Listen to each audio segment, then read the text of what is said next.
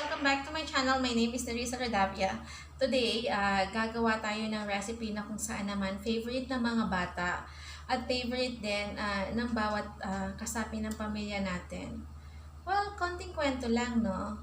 Itong recipe na ito, every time na inihahanda ng aking grandmother o yung ng aking lola, it always brings that excitement feeling na parang lagi first time na niluluto or inihahain sa pagkainan. And then, talaga namang wala kang masabi kasi super sarap eh. And then, this is what we call the crispy fried chicken. So, ipapakita natin ito sa ilang sandali sa pamamagitan ng mga ingredients. So, let's start.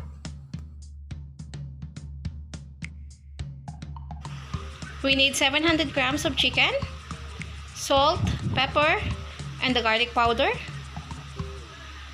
half cup of cornstarch, flour, half cup, 2 eggs.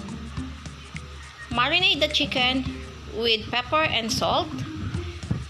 Set it aside for 30 to 1 hour.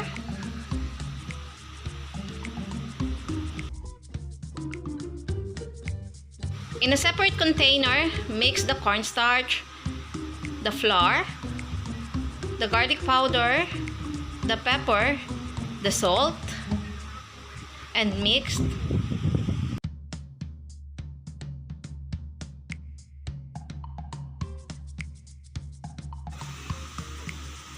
And the 2 eggs.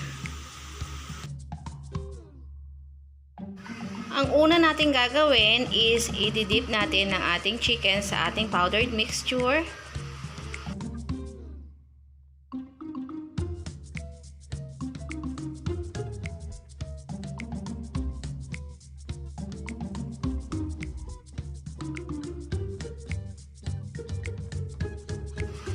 And then, i-dip din natin siya sa ating egg para kumapit yung ating powdered mixture.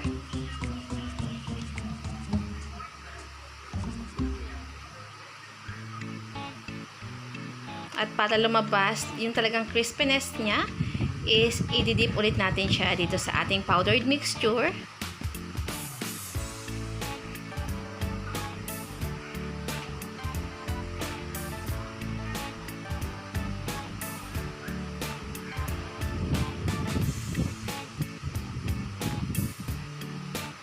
Then set it aside. Then uulit-ulitin lang natin ang process na to hanggang sa matapos natin yung chicken natin.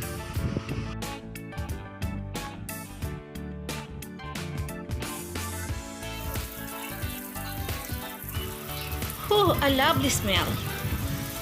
Fry the chicken both sides.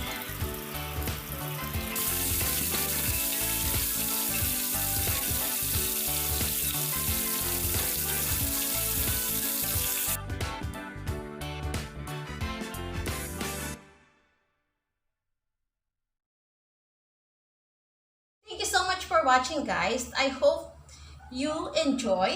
And you know what? Every time na gumagawa kami ng crispy fried chicken, kahit paulit-ulit na namin itong niluluto, there is always excitement na nadadala sa pamilya namin. I hope you also feel the same. And don't forget to tag me via my social media account if you try this recipe, or I would like to hear your share of story about the crispy fried chicken. And also, before you go, subscribe to my channel and click the notification icon or the bell button so that you'll get notified to the first available video. Thank you so much, guys, and you always keep safe. I love you all. Bye-bye.